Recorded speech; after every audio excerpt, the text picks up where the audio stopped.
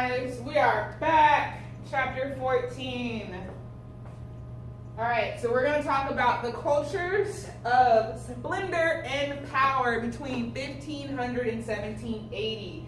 That time period aligns with the contact and colonization chapter that we just went over. So we're going to see how we saw previously what was changing, what actions were changing, and who was doing those changes throughout society. And we're going to see how culture is going to change across the same region that we were just studying in chapter 13. So the things that we're going to focus on are three specific things. For this one, we're going to talk about growing global commerce, enriching rulers and merchants who express their power through patronage for the arts. So we'll see how art is going to thrive because there is so much more money in the world. And that money is once again being harvested from South and North America and being transported to Europe via the slave trade, via mining of silver, via the new the new agricultural system that has been developed throughout the North and South American regions. We're going to talk about the distinct culture flourishing in major regions of the world, blending new influences with local traditions to varying degrees. So once again, we've learned how certain places, specifically India, did a really good job of being tolerant and allowing a lot of different groups to come in and live together and flourish together. So we're going to see how this is happening across the world and how some of these local traditions are going to join forces with some of the larger groups or the larger regions or the larger governments that are in power during this time period. And finally, we're going to talk about while the Islamic and Asian worlds confidently retain their own belief system, the Americas and Oceania increasingly face European cultural pressure. So we know that these two worlds are going to maintain their autonomy, their freedom. They're going to be able to kind of stay slightly away from that European hand, at least for the moment, until it leads to the next section of the book. And we'll see how Asia and the Islamic world is going to also face European pressure in the same way the Americas and the Oceania does. And Oceania, for those of you guys who do not know, is going to be your Australia region. It's going to be the region where Hawaii is, and Palau, and a lot of those other small nations in between North America and Asia. So all throughout this region, Australia, Indonesia, New Guinea, the Hawaiian Islands, as I said previously, Palau, Marshall Islands, Fiji, and Tahiti, and all places like that are all going to be part of Oceania. And we'll see these two regions specifically facing a lot of European pressure, mostly because of who inhabited these two regions. You're going to have lots of indigenous people in these regions, and indigenous people do not have very much value, and they do not have that much respect from the Europeans, so they're going to be run over and taken over due to this. So here what we're going to do, we're going to explain the connections between cultural growth and the creation of a global market. So cultural growth and the creation of a global market. As the markets expand, as people trade in different places, as they continue to have their goods set out and exported and imported, we're going to see that transaction of culture, that changing of culture. We'll see that culture is going to grow and thrive because now we have more parts people are being exposed to, so they're able to add more to their own belief systems. We're going to describe and compare how culture in this period reflected the idea of the state in which it was produced. So we'll see how each region is going to have their own distinct type of cultures. Specifically, when we get to some of these African regions, we'll see the Oyos and Benin and how their ideas, how their culture is going to be shown in their artwork or through their culture and things like that. We're going to analyze the different responses to foreign cultures across Afro-Eurasia in the period of 15 to 1700. So we'll see what was going on and how people were responding to these new cultures that they were seeing and things like that. We're going to describe how hybrid cultures emerged in the Americas and explain the connection between these cultures and the Enlightenment ideologies. So So hybrid cultures, the fusing of two different cultures, or fusing of multiple cultures together. And we're going to see that emerge in the Americas. We know today that America is considered a melting pot or a hybridized area where there's tons of intermixing of people and cultures. And we're going to explain that connection between culture and the Enlightenment ideals and things like progress and scientific method and scientific theory, and how all of those things are going to relate to our evolution as a culture and our evolution as a country, eventually turning into the United States and other countries as well. And finally, we're going to analyze the role that race and cultural differences played in the progress of global integration. You guys know, or I hope you guys know, that the different races, for the most part, if you're not European or during this time period, you're going to be seen as less than, or as a savage, or as someone who needs to be changed or needs to be saved in a way. And we'll see that starting to emerge and develop, especially in the Oceanias and Americas, and how the people who live there, the indigenous people living there, the Europeans really didn't really care about them. They just kind of cared about what they could do for them instead. All right, so let's talk about trade and culture. Make sure that my book is open to the right page, and it is. Boom. So rules promote learning and the arts to legitimize power and to show sophistication. So previously, God is going to be the person who legitimizes power.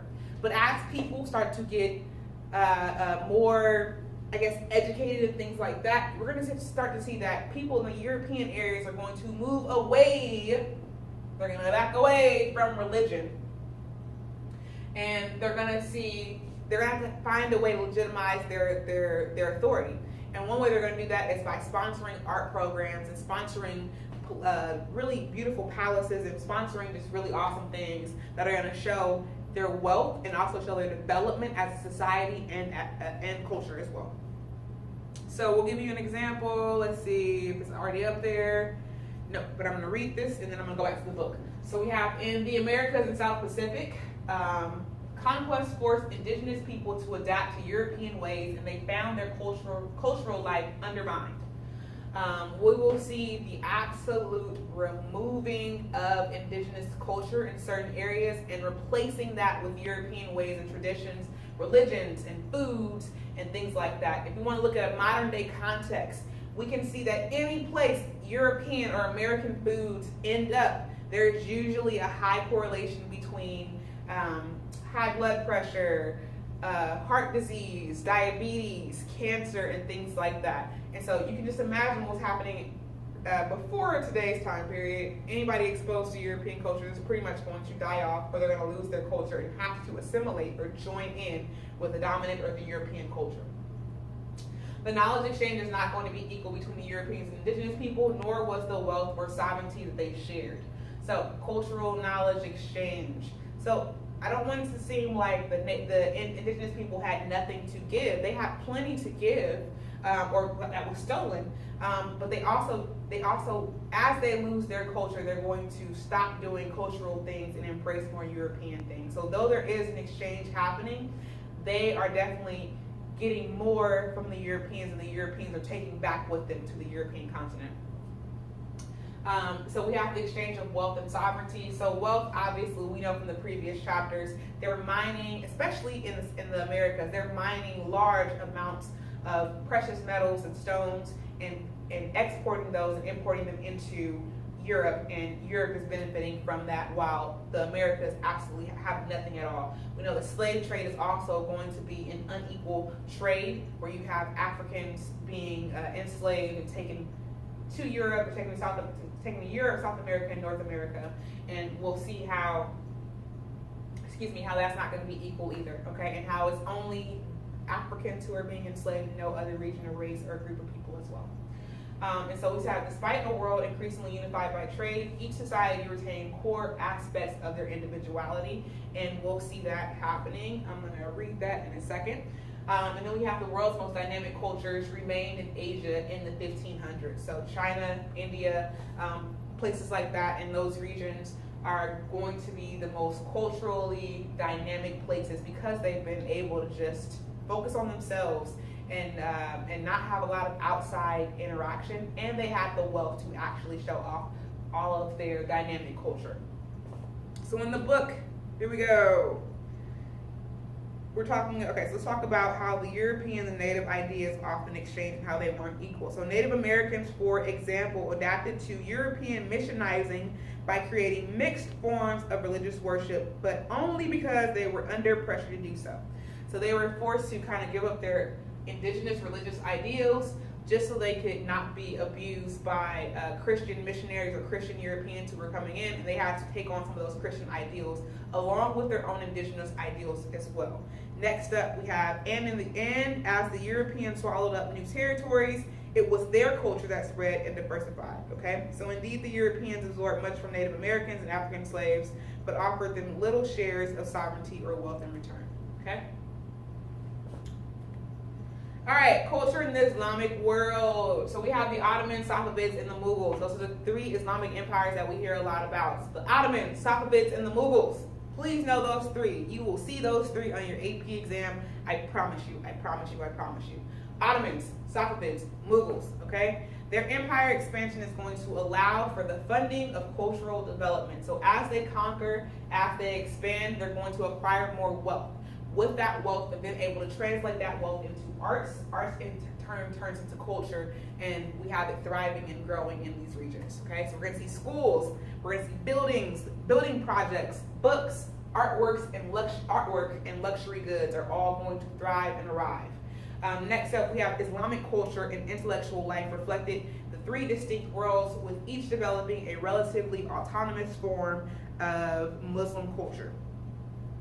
All right, so let's talk about the schools. So the Ottoman Empire, for instance, they're gonna blend life and culture due to their conquering and tolerance. So they're conquering all over the place, but they're super tolerant of a lot of religious groups and a lot of different cultural groups as well. And so that's going to help them learn. It's going to help them. Also, they have a great ability of being able to balance their power and balance the different groups against each other.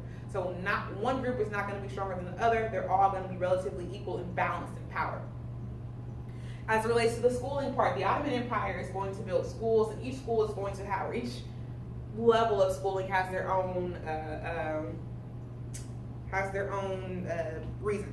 So they encourage three educational systems that produce three streams of talent. So we have civil and military bureaucrats, the ulamas, and the Sufi religious masters, okay?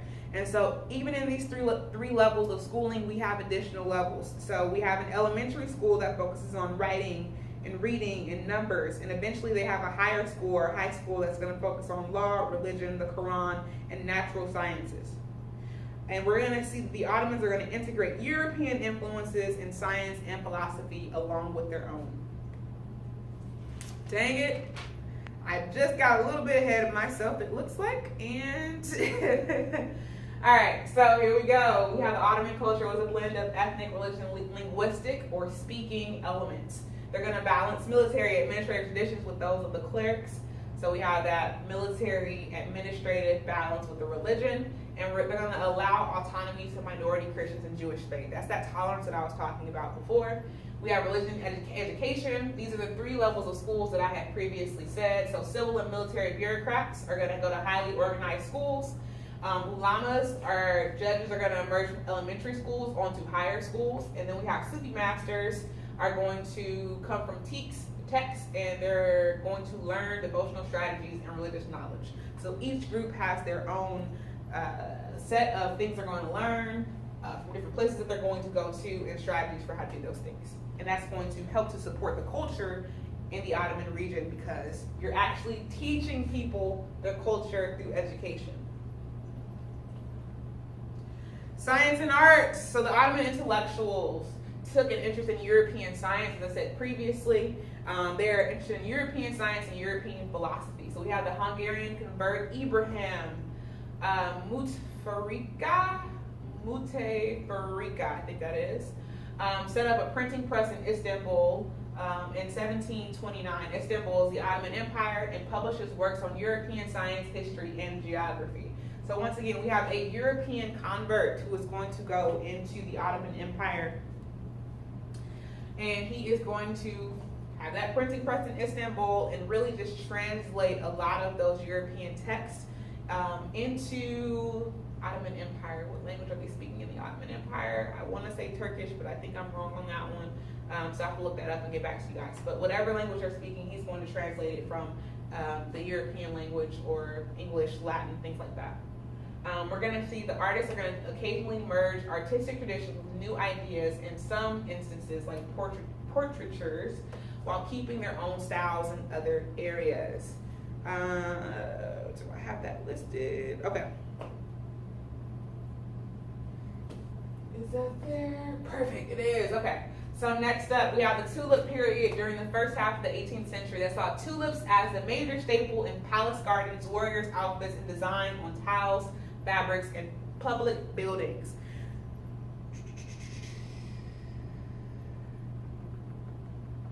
All right, and pretty much tulip period is just going to show, basically they use tulips because of their bold colors and their graceful blooms. And it's going to be the Sultan's symbol for power, okay? We're going to see the Ottomans are also going to demand luxury goods like lemons, soap, pepper, metal, tools, coffee, and wine are going to become very extensive in this region. Lemons, soap, so glad they're cleaning themselves. Pepper is so they can eat meat, because all the meat for the most part during this time period is all spoiled, all expired. They still have to eat it, and so they put pepper on it in order to be able to stand the taste of it. They're going to have metal tools. Obviously, it's going to help them develop more things for their culture and get more sophisticated. Coffee is important in that region, and we have wine as well. Safavid culture, Shiite state. So now we're on page 527. We're on slide number 9. Out of how many slides? I did not check, guys. Oh, not that many. We're good. Just 41 or 40 something. So we're on slide number 9 right now. So we're actually making good time. Let me do a quick little time check so I can see where we are. Oh, we're only 17 minutes in. That's not bad. 9 slides. We're getting there. Probably an additional, hopefully about 10 minutes or so, and then I'm going to call it a day. So global trade is going to strengthen both Safavid rivals and enable a period of creativity in arts and architecture. Do I have that? Yes. Boom. Here it is. Okay. So we're also going to see a mixture of Shiism. That's the next one right there. Okay. So let me go back to it. All right. So because of the rivals, because of the fighting, they're able to conquer a lot of places. When you conquer places, you're able to get a lot of wealth. And with that wealth, they're able to fund your arts and architecture and show off your ability to conquer and your wealth as well. Then we have the Safavid Empire in Persia gave Shiism a home base and a location for displaying Shiite culture. All right, the Safavids create a mixed political and religious system based on Shiism and loyalty to the royal family. So we're going to see the Safavids unify with Shiism and how that is going to cause us to grow and thrive. We're going to see a mixed political and religious system based on Shiism and loyalty to the royal family. I just said that. I need to start reading ahead before I read the book. And we have Shah Abbas the first, who was going to be from 1587 to 1629, created the most effective architecture of cultural life based on Shiite religious principles, and Persian royal absolutism. Okay, the new capital city of Isfahan, I think so. Isfahan displayed the wealth and royal power of the Safavid state. Where is it? Okay, I think that's pretty much it. Oh, there we go. That's what it is. Safavid. So the type of living that the Safavids are going to do, make sure it's not there. Dang it, it's right there. Ha! Just as I'm getting ready to say things, they're already right there on the next slide. Slide number 10 or slide number 11. Slide number 10, okay? Architecture and other cultural productions. Safavid rulers uniquely sought to project both accessibility and authority into their architecture. So other rulers during this time period are going to have completely fortified kingdoms where you cannot, if you are a common person, you cannot access these kingdoms. You cannot access these palaces. But the Safavids are going to be a little bit different. The Safavids are going to build their palaces And directly next to the palace, they're going to put a mart or a cultural market or a cultural meeting place, so that all people in that region or in that area being governed by that person will feel more accessible or closer to their leader, and not necessarily feel so pushed away and want to rebel. They feel embraced and loved, and that matters. All right, so we have Safavid rulers are going to uniquely blah, blah, blah. They're going to have accessibility and authority in their architecture. So like I said previously, we're going to have our palace right here with very open walls. Right next to our palace is going to be the area that is an open mart, somewhere where people can come and trade and just enjoy life, next to the king's house, or next to the emperor's house, or next to the sultan's house, or whoever. I believe it is the sultan's house for the Ottomans. So Isfahan was open to the outside world, unlike Topkapi and Istanbul or the red forts of the Mughals. I said previously, a lot of other rulers were not really open to having their subjects that close to them. Safavids are a little bit different. So Isfahan's centerpiece was the great plaza next to the royal palace and mosque, 7 times the size of European plazas. So here it is, the great plaza where trading and living and coming together all happen. It's going to be right next to the royal palace. And it's going to be gigantic, so about 7 times the size of European plazas. And European plazas were already pretty large and pretty gigantic, and so these Safavid ones are going to be even bigger. Safavid artists display stunning cultural flourishing with their illustrated books, ornate silks, carpets, tiles and mosaics, and elaborate calligraphy. Calligraphy is that style of writing. If you guys go to page 526, it has a description, or it shows you guys what some of the art during this time period looks like, as well as some of the tulip motifs they use on some of their china and fine dining ware.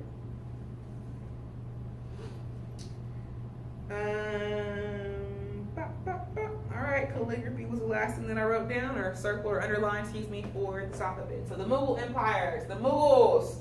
So once again, we have 3 dominant Muslim empires that we talk a lot about throughout history: the Ottomans, the Safavids, and the Mughals. Please do not embarrass me, and make sure you know all 3 of those things. Power and culture under the Mughals. So while Islamic tradition dominated the empire's political and judicial system in terms of culture, music, and arts and architectural While Islamic tradition dominated the empire's political and judicial systems, in terms of culture, music, arts, and architecture flourished across Hindus and Muslims. So Islamic tradition is going to dominate the region for political and judicial systems, okay? But the culture, music, arts, and architecture is going to be a merging of Hindu and Muslim culture. So once again, that fusion of cultures, that mixing of cultures is going to be very, very, very important. Let's talk about that.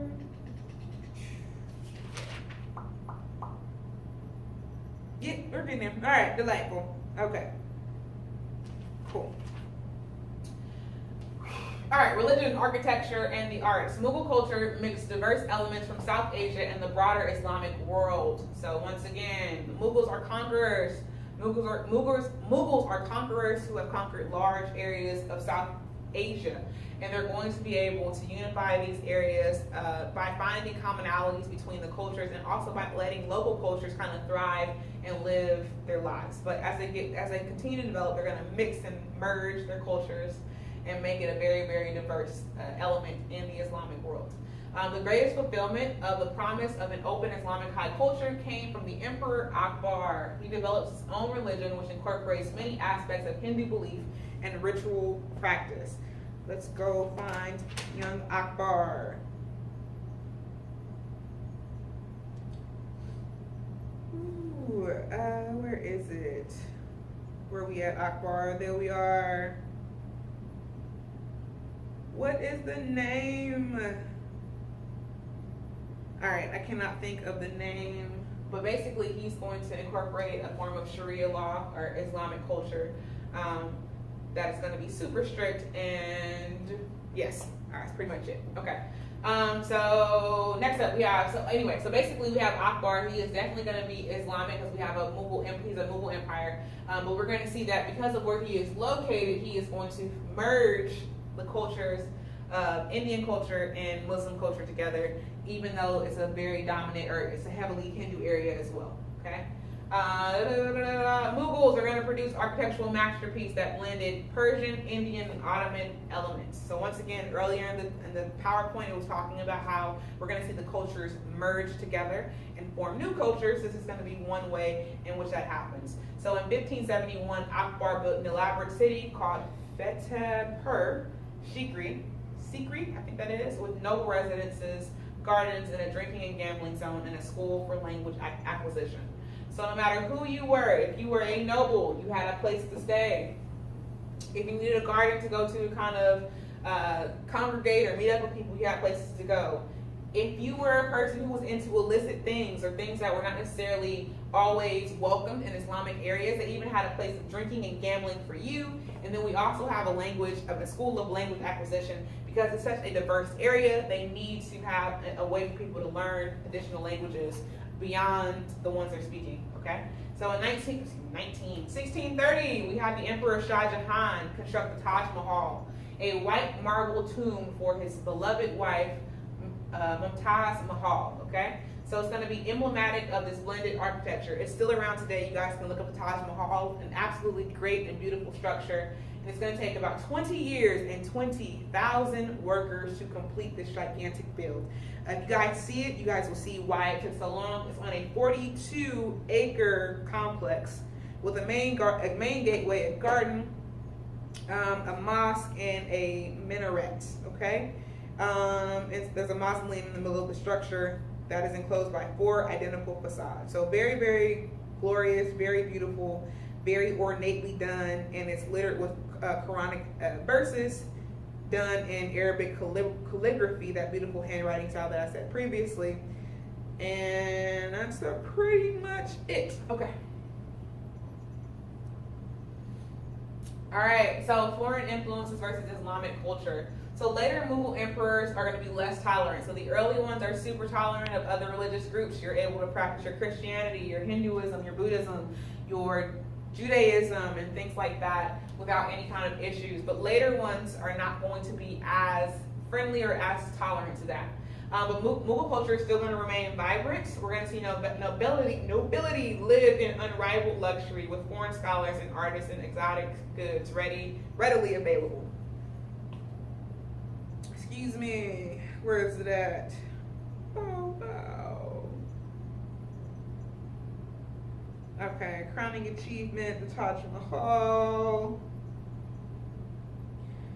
All right, so one thing that we'll see with this, so as luxury good, so the unrivaled luxury. So one thing about that is the exporting and import. So as people start to get more goods, their appetite for these goods also gets stronger and stronger and stronger. And we'll see that happening largely throughout the Mughal Empire.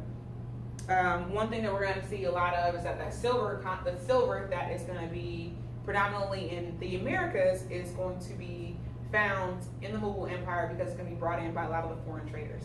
We're going to see the assimilation of European military technology, mostly in the form of guns. Okay, so Mughals hired and brought European guns, but trusted their traditions and considered Europeans rude barbarians.